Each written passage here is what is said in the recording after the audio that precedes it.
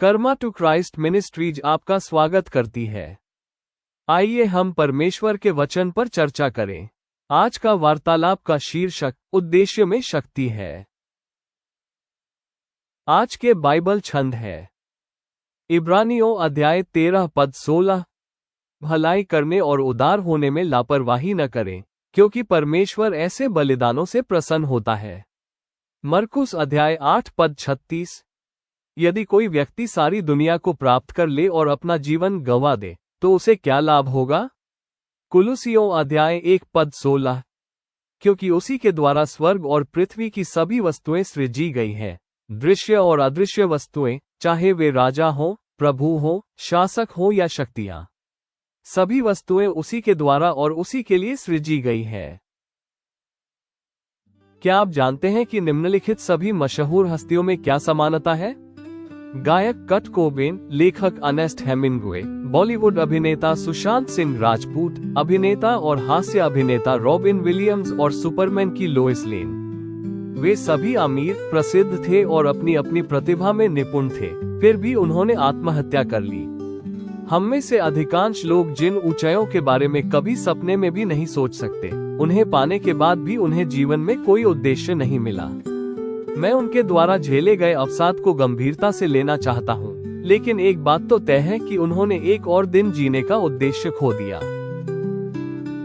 दुर्भाग्य से यह मानसिकता आपकी सोच से कहीं ज्यादा आम है, क्योंकि आत्महत्या सभी देशों में व्याप्त है। ऐसा लगता है कि कम उम्र में ही सब कुछ आजमा लिया है और सब कुछ अनुभव कर लिया है, यहाँ तक कि वयस्क होने पर हम जीवन से ऊब जाते हैं।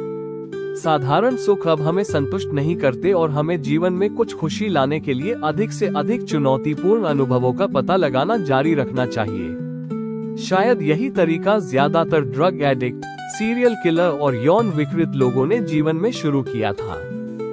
हालांकि जब हम मसीह के सामने आत्मसमर्पण कर देते हैं, तो हम अब जीवन के लिए एक नया उद्देश्य देखना शुरू कर देते हैं। यह अब इस बारे में नहीं है कि हम जीवन का कितना आनंद ले सकते हैं, हम कितने प्रसिद्ध हो जाते हैं या हम कितना पैसा कमा सकते हैं।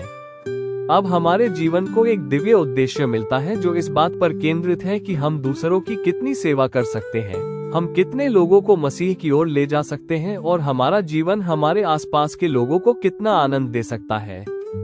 जब हम खुद को और जो कुछ हमारे पास है उसे दूसरों को देते हैं, तो भगवान हमसे प्रसन्न होते हैं।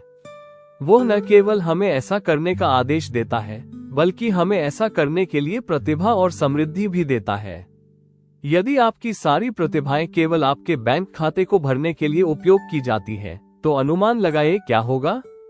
आपको परलोक में कुछ भी लाभ नहीं होगा। हालांकि यदि आप इस पीढ़ी को प्रभावित करने और उसकी मदद करने के लिए अपने पास जो कुछ भी है उसका कुछ हिस्सा निवेश करते हैं, तो आप एक ऐसी विरासत छोड़ जाएंगे जो वास्तव में अच्छा करेगी और मसीह को महिमा दिलाएगी।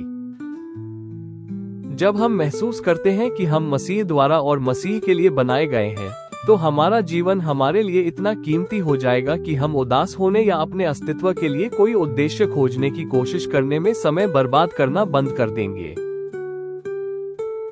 आइए प्रार्थना करें।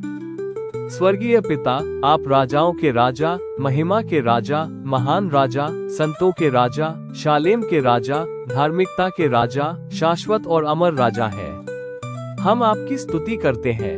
धन्यवाद पिता कि मसीह में हमें एक दिव्य उद्देश्य मिलता है जो दूसरों द्वारा हमें दिए जाने वाले उद्देश्य पर आधारित नहीं है। हमें दिव्य कार्यों और महान और अद्भुत चीजों के लिए बनाने के लिए धन्यवाद। हमें उन चीजों में उद्देश्य खोजने की कोशिश करने के लिए माफ करें जो नष्ट हो जाएंगी और सिर्फ हमारे नाम को महिमा देंगी।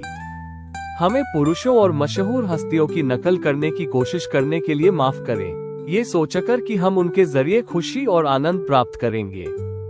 हमें आज वो क्षमता दें जिससे हम दूसरों को उन प्रतिभाओं से अलग कर सकें जो आपने हमें दी है। हमें सिखाएं कि हम अपने अवसाद और शैतान के झूठ से कैसे उबरे जो हमारे जीवन को नष्ट करना चाहता है। हम घोषणा करते हैं कि हम वो काम करेंगे जो आपको खुशी देते हैं।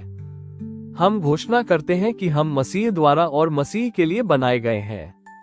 अब कोई भी चीज हमें हमारे दिव्य उद्देश्य से विचलित नहीं कर सकती और हमें उन लोगों के रूप में याद किया जाएगा जिन्होंने हमें जानने वाले सभी लोगों के जीवन को बदल दिया। हम यीशु के महान नाम में मांगते हैं, आमीन।